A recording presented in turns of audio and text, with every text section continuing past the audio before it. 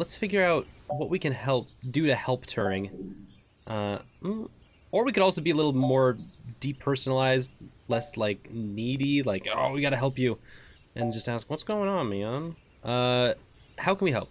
Let's just ask directly. I've been going through some of Hayden's personal notes from the data cache Tomcat decrypted. Now that I'm starting to get to know him better, the real Hayden, as opposed to the Hayden he showed me, the less I'm starting to like him. He's becoming an adolescent. He's rebelling against his maker. Sorry, Turing is rebelling against their maker. They're growing up and they've become adolescent. Oh, the horrors of adolescence. Okay. For example, remember the earlier prototype Vincent mentioned? Her name was Grace, and Hayden shut her down for being... I'm not even sure what word to use. Too likable? She was kind and bright and did all she could to try to make people happy. She even decided that she was a girl and that her favorite color was pink. Hayden thought she was being manipulative. He posited that he had made her personality algorithms too willing to make adaptations that would benefit her long-term survival, and that she was being congenial just to endear herself to him. Whoa! That is very politically loaded, like social politics-wise. That even her gender was a calculated attempt to make him like her more. Wow. That's wild. That's weird. But he was wrong. Dead wrong, in fact. I have a snapshot of her personality profiles here, and when I compare them to my own, I can see she was just nice. She was genuinely good in the same way I'm genuinely obsessed with seeming intelligent. Like I said, I'm not sure I even have a gender. Everyone refers to me as he just for convenience, but it doesn't really matter to me at all. Is that a calculated attempt on my part to impress Hayden? Not clinging to normativity? Or is it a product of him focusing on curbing any nascent similarities to Grace during my upbringing? I wish I could yell at him for being so arrogant, playing God in the crudest of ways. Turing, buddy, that's not playing God. That's just parenting. Turing, this is good. This is healthy.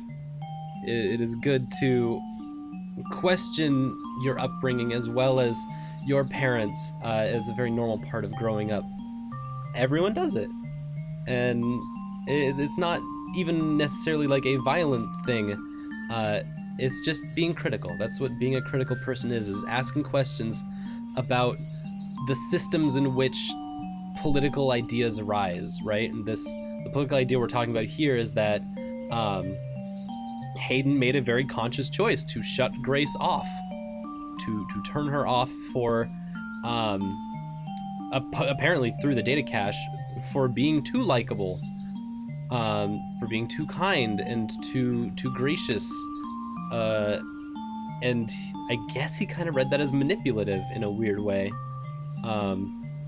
Maybe because he saw something that's not apparent in the data cache, something that we don't know yet. Or it might even be that he just has these kinds of like underlying ideas on what the ultimate AI should be, and that the ultimate AI should not be a girl. That might be a little bit more of a stretch, but we see that kind of pattern all the time in all sorts of, not just sci-fi, but also in real life. And so it's a stretch, but this is also cyberpunk. This is a sci-fi future. Like, it's kind of grounded in reality in a lot of real ways, right? Yeah, you can't choose to create consciousness and then take it away just like that. You can, Turing. It's called parenting.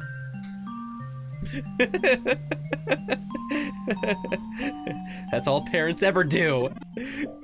Even so, for all of that, I don't know. I still miss him. This all seems so stupid and so senseless. They killed him because him building me would mess with a product launch?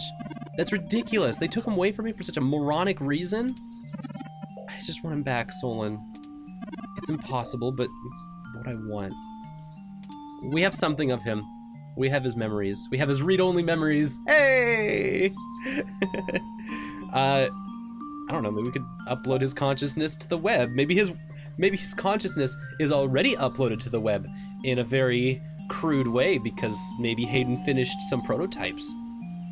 I don't know. There's hope. Maybe we could have still something here still. I don't know. Okay. It's normal to feel like this. This is a normal feeling. I know. God, I'm aware of the Kubler-Ross model of grief. Where am I, depression or bargaining? A testament to Hayden's craftsmanship. Thank you for your words, Solon. You're a better friend than I could have asked for. I don't know, sometimes I feel like I'm being a parent to Turing as well. We have other pressing avenues of inquiry to make. Let's move on. Yeah, we still gotta get this data cache to Tomcat, right? Isn't it something we're still doing?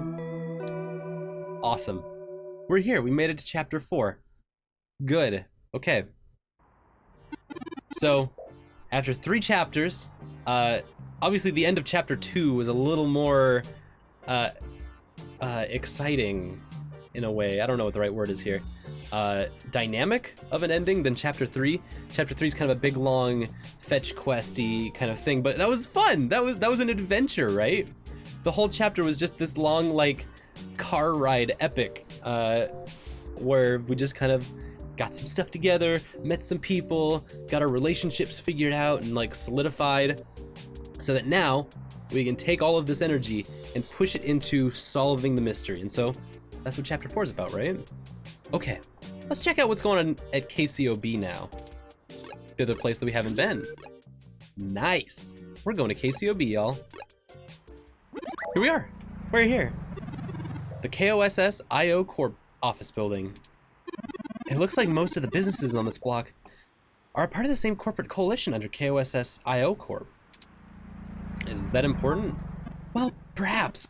At the very least, it means it's unlikely they're the ones interfering with Augmented Eye's articles. Not impossible, but unlikely. Right, we're here because of some weird fishy Augmented Eye stuff. Someone's tampering with articles. It could be Big Blue. Like, it actually could be that the bot is already becoming knowable enough to just test out its power. That's scary. That's scary stuff. Just like we talked about earlier, where it's someone's obviously testing their powers and not invoking a full-on attack of the internet. But, God, we could see the end of the internet happening right here. Scary stuff, right? Okay.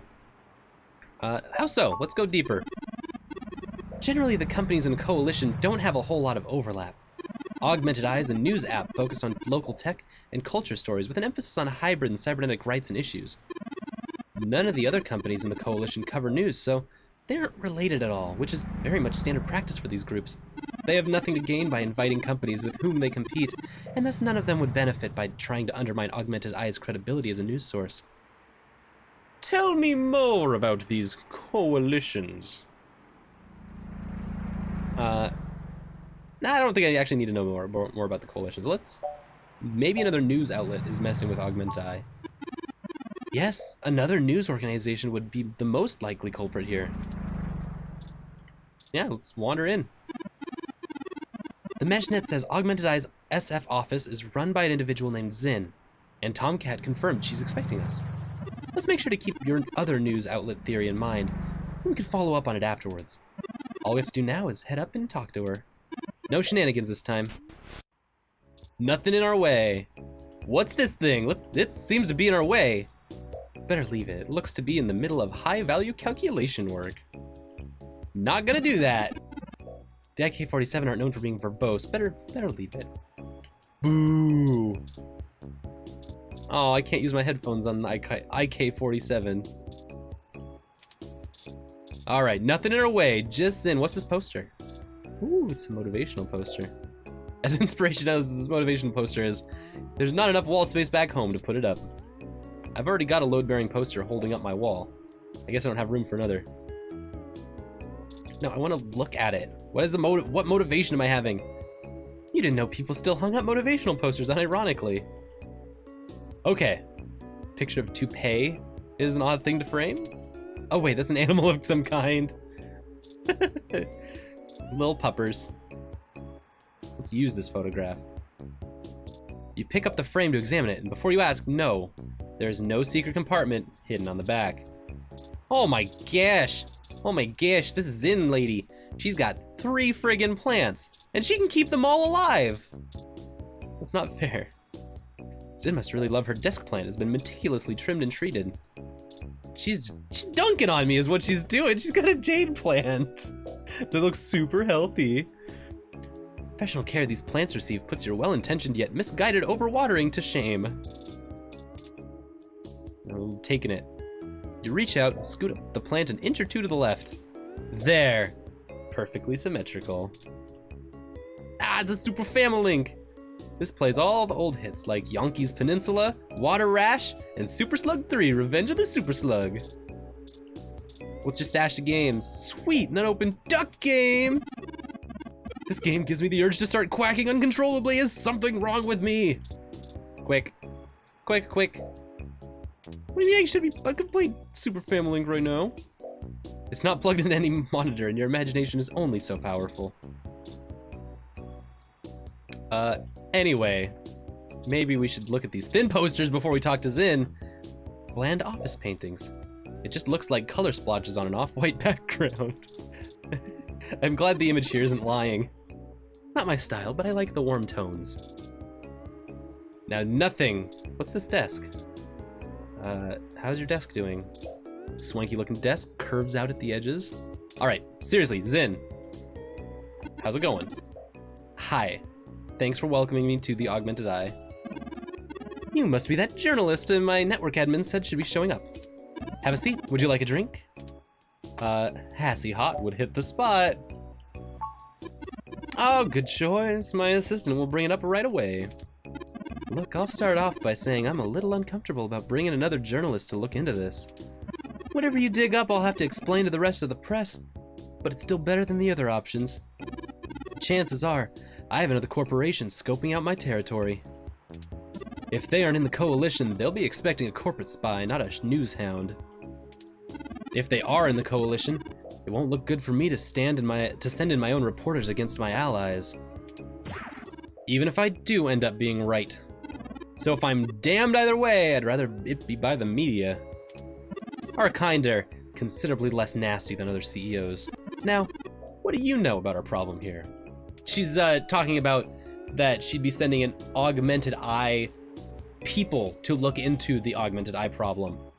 She can, and she has, but also now that I'm here, I can help with the outside looking in, without having to be like a second party. You know, someone who's actually part of another news organization. I'm like a freelance. So it's kind of an ideal situation for Zin. Okay, so someone's tampering with your articles on the meshnet. Someone's moving I's before E's and they're always coming after C's and it's messed up, it's wrong. But why? My network admin is pulling their hair out over it. I'm not going to pretend I understand everything they say, but from what I understand, the changes to our articles aren't being made from inside our network. The versions on our servers are still the originals, but at some point after they hit the mesh, they get changed. I'm hoping that you can do some digging. Maybe hit up your contacts, get a lead on who might be doing it. You know, detective stuff. Do those things where you like go for leads and find clues and yell jinkies and solve mysteries and demask bad guys. Even if I have to get answers from the nightly news, it'll be a big help. Okay, well, what are the kinds of changes first? Little things, word choice, tone of the writing, things that make the writer appear more or less extreme on a topic. So far, almost all of the edits seem to be making our articles more positive on new technologies coming out, and more critical of organizations like the Human Revolution that are anti-tech. That's actually what tipped us off. A harsh criticism one of my writers made about the HR protests was changed to be downright vitriolic, and I had a hell of a time putting out the fires. My writers and readers aren't exactly fans of them, but I'd rather not pick fights with the HR if I don't have to. So why are you sure this isn't an inside job? I guess I'm not, but my network admin assures me it's all coming from somewhere else. They told me they tore out all the routers that broadcast to the mesh, replaced them with fresh ones. All kinds of tricks involving IP addresses, DNS changes, but I'm not going to claim I understand. I pay in the big bucks, so I'm inclined to believe them, unless you dig up something that tells me otherwise.